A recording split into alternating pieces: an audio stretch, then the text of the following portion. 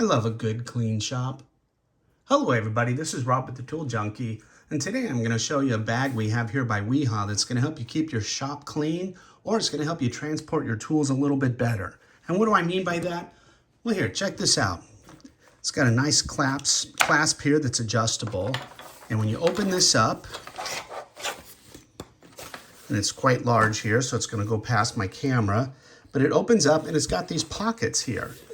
And here, you can take your tools, find a pocket that it fits, slide it in here.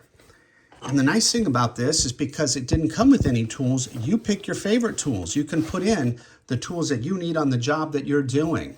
And by doing this, you keep everything nice and clean. Then you simply fold that back over when you're done, and then this can fold here. We fold this here, and we can take the straps and re-clip them again.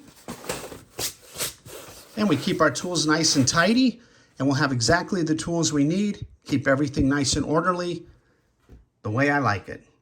And if you like this video, please do me a favor and subscribe and push that like button. Help me make more of these videos in the future. Thank you.